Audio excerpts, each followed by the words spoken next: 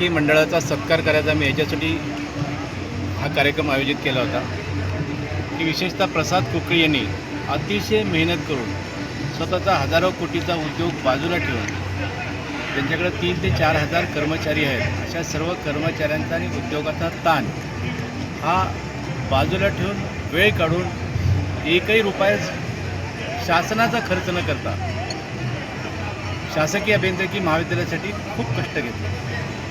त्याच्यामधून शासकीय अभियांत्रिकी महाविद्यालयामध्ये ॲडजॉइंट फॅकल्टी म्हणून कित्येक फॅकल्टीना त्यांनी आणलं आणि ह्या कॉलेजची उंची खूप वाढवली। हे आपल्या मराठवाड्याचं अत्यंत ऐतिहासिक असं कॉलेज आहे। माझ्यासारखे शेकडो इंजिनियर इथून झाले की जे वेगवेगळ्या क्षेत्रामध्ये मोठे झाले आणि दुर्दैवाने गेल्या बऱ्याच वर्षापासून MPSCची परीक्षा असेल किंवा फॅकल्टी अपॉइंट करण्यामध्ये शासनाकडनं काही अडचणी आहेत किंवा मराठवाड्याचं नाक असलेलं मराठवाड्याचा अभिमान असलेलं हे महाविद्यालय टिकलं पाहिजे हा आमच्या सगळ्यांचा उद्देश होता आणि त्यासाठी ॲल्युमिना असोसिएशन इथली बळकट करणं, अशा पद्धतीचे वेगवेगळे कार्यक्रम करणं, देशविदेशातील मोठ्या मोठ्या व्यक्तींना आमंत्रित करणं, विद्यार्थ्यांना नवीन टेक्नॉलॉजी आणि मोठ्या मोठ्या कंपनीमध्ये डायरेक्ट नोकऱ्या कशा मिळतील ह्यासाठी ॲल्युमिना असोसिएशननी प्रयत्न करणं आणि त्याचबरोबर 2 ते 3 हजार ॲल्युमिना सदस्य असलेल्या शहरात फक्त 2 ते 3 हजार सदस्य असलेल्या ॲल्युमिना कॉलेजमध्ये ॲल्युमिना असोसिएशनच्या सदस्यांनी ॲक्टिव्ह होऊन कॉलेजसाठी अधिकाधिक डोनेशन करावं त्यासाठी ह्या कार्यक्रमाचं आयोजन केलं होतं। आज किती लोकांचा सत्कार झाला आहे? आज आम्ही 5 मंडळातल्या 5 जणांचा सत्कार केला। त्यामध्ये माननीय प्रसाद कोकी, मुकुंद कुलकर्णी, श्री डुमनेजी आणि प्राचार्य डंबारेजी या चौघांचा सत्कार झाला आणि 5वे संजीव देशमुख अचानक दिल्लीला फार महत्त्वाची मीटिंग असल्यामुळं आणि ती न्यू टाउनशिपची मीटिंग आहे आणि त्या टाउनशिपचा सगळ्यात पहिला मोठा अजेंडा आपल्या संभाजीनगरला मिळण्याची शक्यता आहे कारण पुणे मुंबई ह्या क्राऊडेड सिटी झाल्या त्याच्या नवीन टाउनशिपमध्ये संभाजीनगर हे अग्रक्रमाने आहे। त्यामुळे त्यांनी विनंती केली की मी तिथं थांबला तर आपल्या शहरासाठी उपयुक्त आहे म्हणून आम्ही त्यांना सांगितलं की ठीक आहे सर तुमचा सत्कार आम्ही तुमच्या घरी पोहोचू। ते आपले हिंगोलीचेच आहेत, IITians आहेत, खूप सर मोठी व्यक्तिमत्व। कार्यक्रमाला प्रमुख पाहुणे कोण कोण उपस्थित होते?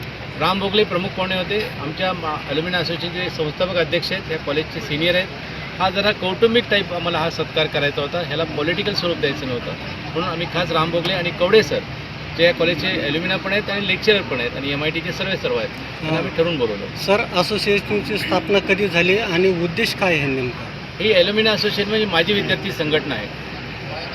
ज्या महाविद्यालयाची माजी विद्यार्थी संघटना प्रबळ असते, ॲक्टिव्ह असते त्याच महाविद्यालयाचा खऱ्या अर्थाने विकास होत असतो। विद्यार्थ्यांना आपल्या कॉलेजचे माजी विद्यार्थी कुठल्या स्तरावर गेलेत, किती मोठे झालेत हे बघून नवीन विद्यार्थ्यांना प्रेरणा मिळत असते। म्हणून ह्या महाविद्यालयाचे राम भोगले असतील, श्री आबासाहेब देशपांडे होते, आम्ही सगळे हे जे उद्योगापती झालो ते आबासाहेब देशपांडेंना बघून झालो।